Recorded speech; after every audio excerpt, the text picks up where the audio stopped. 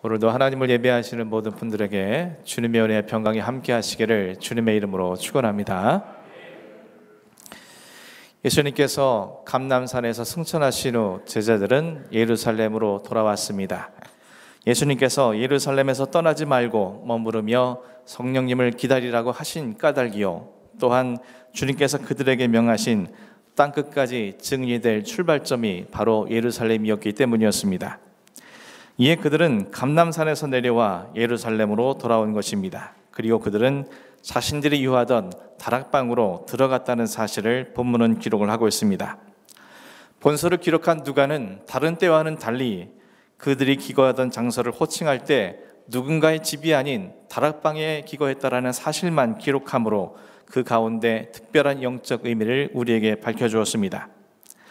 그 다락방은 이름이 알려지지 않은 무명 그리스도인이 당시에 절대 권력기관인 산헤드린 공의회가 예수님을 죽이기로 결정하였으며 기회를 엿보고 있다는 사실을 알았음에도 불구하고, 또 이로 인해서 자신과 자신의 가족 그리고 자신이 쌓아둔 모든 것을 한꺼번에 잃을 수 있음을 알음에도 불구하고 그는 주님을 향한 자신의 믿음을 포기하지 않고 예수님께서 자신의 집에서 유월절을 준비할 수 있도록 그곳을 내어드린 것입니다.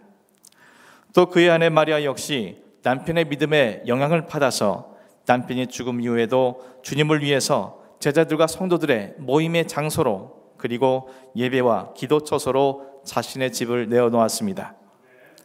헤롯이 사도들을 참수하고 교회를 박해하는 그런 상황 속에서도 그녀는 믿음으로 이를 개의치 않고 주님께 자신의 집을 내어놓은 것입니다.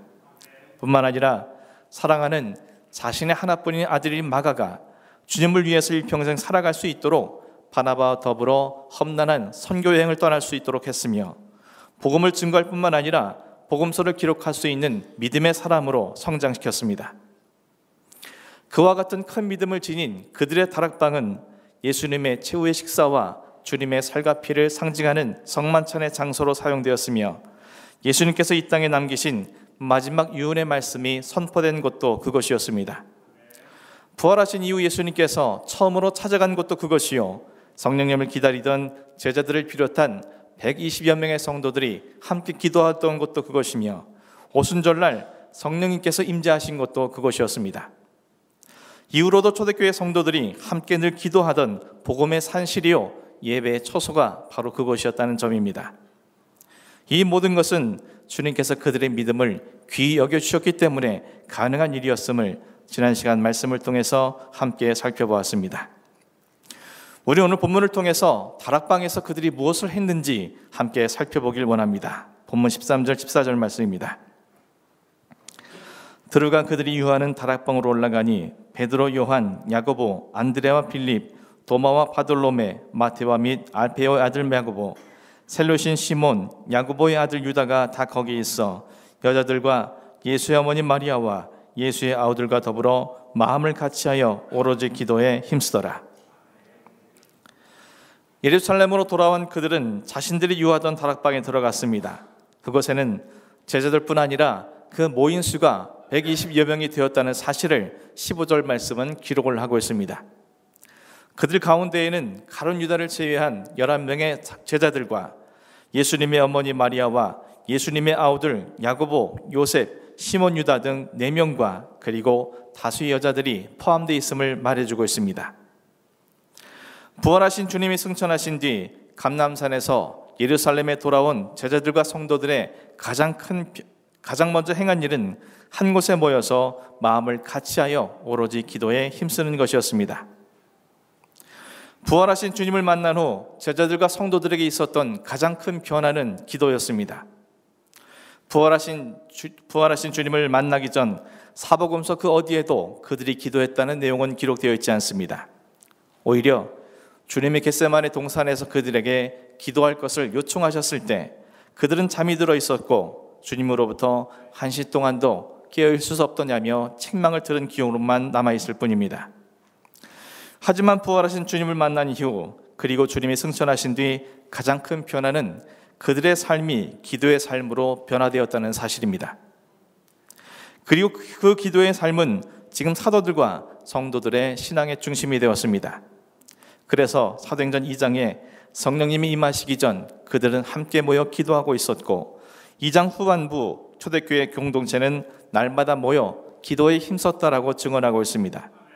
3장에서는 베드로와 요한이 정해진 기도 시간에 맞춰 기도하기 위해 성전에 올랐음을 말해주고 있고, 4장에서는 사내들인 공의회에 붙잡힌 베드로와 요한을 위해 온 성도들이 한 마음으로 기도했음을 기록하고 있습니다. 이후에도 성경은 끊임없이 제자들과 성도들이 기도를 하고 있었다는 사실을 우리에게 말해주고 있습니다. 이 말은 곧 그들의 신앙과 삶의 중심이 기도가 되었다는 사실을 우리에게 밝혀주는 것입니다. 우리말로 오로지 힘쓰다라는 의미의 헬라어상의 뜻은 자기 자신을 계속해서 굳게 붙들어 맨다라는 의미입니다. 즉 사도들과 성도들이 자기 자신을 기도에 계속해서 붙들어 매기 위해 끊임없이 노력했다는 사실을 말해주고 있는 것입니다.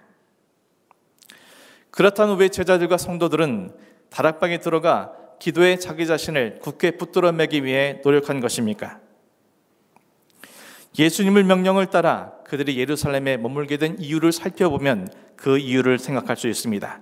다시 말해서 성령님을 기다리기 위해, 그리고 주님의 증인으로 살아가기 위해 반드시 그들은 기도를 해야만 했던 것입니다.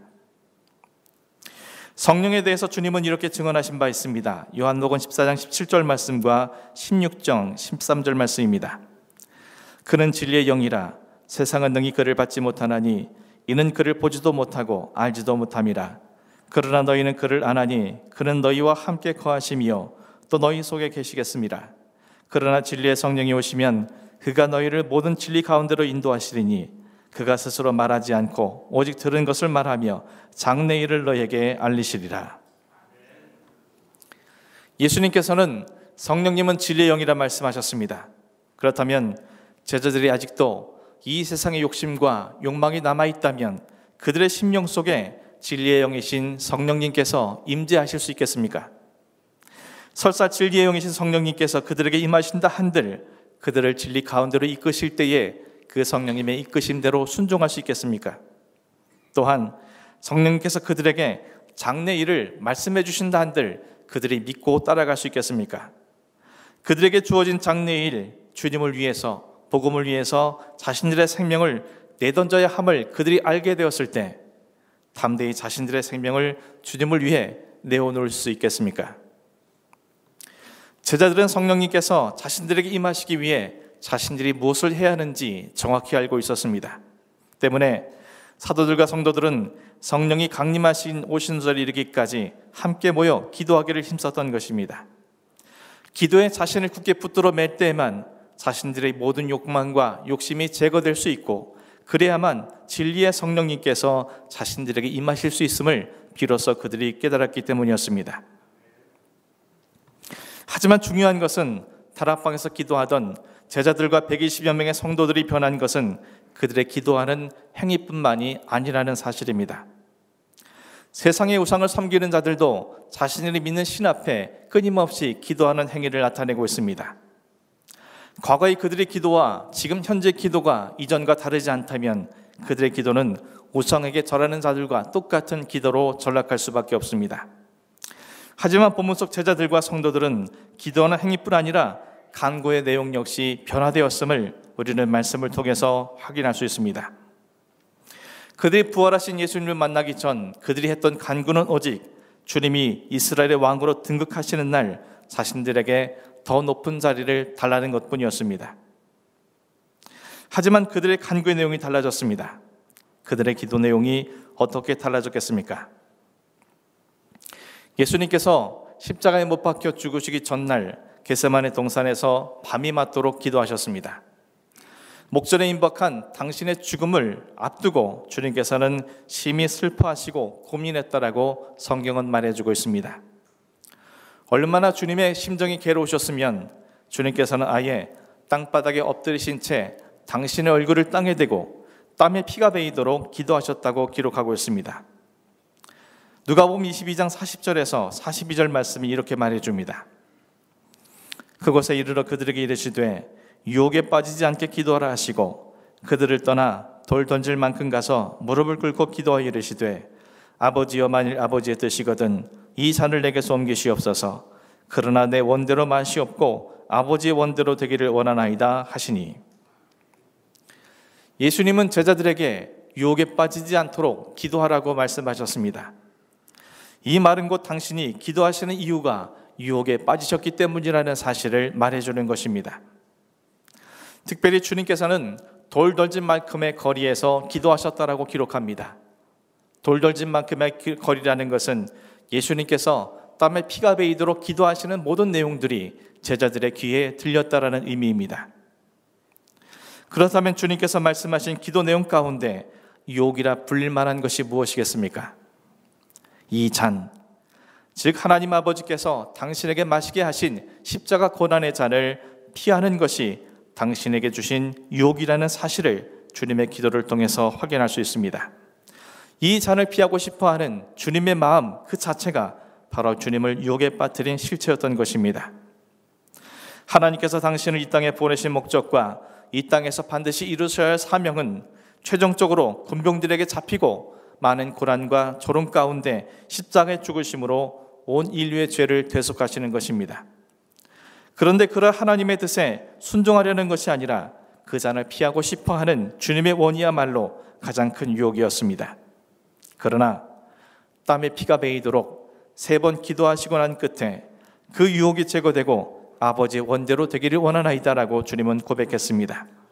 결국 그 유혹을 기도로 이기신 결과라는 것을 주님께서는 말씀해주고 있다는 사실입니다. 사랑하는 성도 여러분, 땀에 피가 베일 정도로 간절히 기도하신 예수님의 기도는 하나님의 뜻을 꺾는 기도가 아니었습니다. 감람산에서 꺾인 것은 바로 예수님 당신의 뜻이었음을 성경은 증언해주고 있습니다. 바로 이 점에서 예수님은 기도의 본질이 무엇이며 어떤 것이 진정한 기도인가를 보여주었습니다. 오늘 본문 속 제자들의 기도 역시 마찬가지입니다. 이전처럼 자신들의 부귀영화를 위해서 기도한 것이 아니라 성령의 권능을 받아서 주님의 증인이 되길 바라는, 다시 말해서 자신의 뜻을 버리고 하나님의 뜻대로 살겠노라는 결단이 그의 기도 속에 들어있었던 것입니다. 오늘 얼마나 많은 성도들이 하나님의 뜻을 꺾는 기도에 주력하는지 모릅니다. 그들은 있는 힘을 다해 자신의 뜻을 들어달라고 하나님 앞에 간구합니다. 금식을 하는 성도도 있고 있는 힘을 다해 부르짖고 간구하는 성도도 있으며 다양한 서원을 약속하며 협상을 하는 성도들도 있습니다. 우리는 그 절박한 상황 앞에서 그 애절한 기도를 할 수밖에 없는 그들의 심정을 공감할 수 있습니다. 그러나 문제 해결도 중요하지만 근본적인 문제의 원인이 어디 있는지를 먼저 살피는 것이 우선되어야 할 것입니다. 내가 바뀌어야 세상이 바뀐다라는 말이 있습니다. 모든 문제의 근원은 밖에 있는 것이 아니라 바로 내 안에 있다라는 사실을 교훈해 주는 것입니다. 그런데 많은 사람들이 이렇게 연약한 내 자신이 변하려고 하는 것이 아니라 오직 문제 해결만을 해달라고 하나님 앞에 기도하고 있습니다. 그렇다고 해서 진정으로 문제 해결이 되어지는 것입니까? 설사 당장 눈에 보이는 문제가 해결될 수는 있겠지만 그것이 무슨 의미가 있겠습니까? 연약한 우리에게는 매일과 같이 또 다른 새로운 문제가 발생하고 있는 것이기 때문입니다. 그래서 기도는 하나님의 뜻을 꺾는 것이 되어서는 안 되는 것입니다. 사도 바울은 이에 관련해서 빌립보 교회 성도들에게 이렇게 권면했습니다. 아무것도 염려하지 말고 다만 모든 일에 기도와 간구로 너희 구할 것을 감사함으로 하나님께 아뢰라. 그리하면 모든 지각에 뛰어난 하나님의 평강이 그리스도 예수 안에서 너희 마음과 생각을 지키시리라. 사도 바울은 기도하고 간구하면 염려하던 모든 일이 해결된다고 말하지 않았습니다. 대신 하나님께서 너희 마음과 생각을 지켜주실 것이라고 말하였습니다. 하나님께서 그의 마음과 생각을 지켜주실 때 어떤 일이 일어나겠습니까? 그는 또 이렇게 말했습니다. 나는 비천에 처할 줄도 알고 풍부에 처할 줄도 알아. 모든 일 곧 배부름과 배고픔과 풍부와 궁핍에도 처할 줄 아는 일체의 비결을 배웠노라. 내게 능력 주시는 자 안에서 내가 모든 것을 할 수 있느니라. 기도와 간구하면 그의 마음과 생각을 하나님께서 지켜주실 것이고 그리할 때 그는 어떤 환경에도 처할 줄 아는 사람, 그 어떤 환경에도 굴하지 않는 믿음이 사람이 되었다라고 고백하고 있습니다. 그리고 하나님께서 자신에게 능력을 주심으로 이제 자신은 어떤 일이든 모든 일도 할 수 있게 되었느라고 그는 선포하고 있는 것입니다. 사랑하는 성도 여러분, 주님께서는 기도하심으로 당신 안에 있는 유혹, 그 잔을 피하길 원하시던 당신의 뜻을 꺾으시고 하나님 아버지의 뜻대로 고난의 십자가를 향해 나아가시게 되었습니다. 제자들과 120여 명의 성도들이 기도할 때에 자신의 뜻대로 살던 걸음을 멈추고 주님의 증인으로서 성령이 임하실 수 있는 심령이 될 수 있도록 그들은 자신들의 사명의 길을 떠날 수 있게 되었습니다. 우리가 기도할 때 우리는 우리 안에 있는 가장 큰 유혹, 연약하고 어리석은 우리 뜻대로 살고자 하는 우리의 뜻을 꺾을 수 있으며 오직 아버지 하나님의 뜻대로 살아갈 수 있는 첫걸음을 내딛게 되는 것입니다.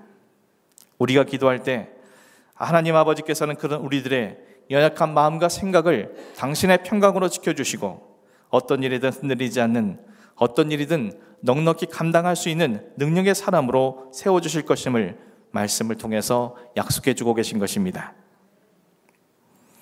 사랑하는 성도 여러분, 우리는 예수님을 닮아가기 위해 매 순간 노력하는 사람들 아니겠습니까? 만일 그것이 예수님이 갖고 계신 습관이라면 더더욱 닮아가기 위해 헌신해야 하지 않겠습니까? 성경에서 예수님이 갖고 계신 습관이라고 밝힌 것은 오직 기도밖에 없습니다. 습관처럼 기도하셨다는 것은 이 땅에 사시는 동안 당신의 모든 삶에 기도로 습관이 몸이 배우셨다는 의미이며 그 습관은 하루아침에 된 것이 아니라 사생에 30년 동안 어떠한 삶을 살아오셨는지 우리에게 말해주는 것입니다. 그리고 공생애를 살아가시는 동안 기도를 멈추지 않으셨다는 것은 그만큼 중요한 의미를 가지기 때문이며 이러한 사실에 대해 성경에 기록되었다는 것을 우리가 반드시 기도의 거룩한 습관을 가져야 한다는 사실을 우리에게 강조하시는 것 아니겠습니까? 이를 뒤늦게 깨달은 제자들과 120여 명의 성도들이 본문 이후 기도의 공동체로 변하여서 오직 자신들을 기도에 붙들어 매므로 자신들에게 주어진 사명을 준비하고 감당할 때 주님은 그들을 통해서 이 땅에 새로운 구원의 역사를 이루신 것임을 성경은 우리에게 교훈해 주고 있습니다. 사랑하는 성도 여러분, 저 여러분 모두가 주님이 그러하셨던 것처럼 제자들과 120여 명의 성도들이 그러했던 것처럼 우리 자신을 매 순간 기도에 굳게 붙들어 매기 위해서 주님 앞에 온전한 믿음으로 설 수 있기를 간절히 소원합니다. 그리고 진리의 영이신 성령님께서 여러분의 심령에 임할 수 있도록 날마다 기도를 통해 내 자신 안의 욕망과 정욕을 제거할 수 있는 용기와 믿음이 있기를 간절히 축원합니다. 또한 아버지의 뜻을 이루기 위해서 기꺼이 내 뜻을 꺾으면서 날마다 주님의 증인의 삶을 살아가며 내 모든 삶의 자리에서 진정한 의미의 그리스도인으로 살아갈 수 있는 그런 여러분의 심령과 삶이 되기를 주님의 이름으로 간절히 축원합니다. 기도하겠습니다.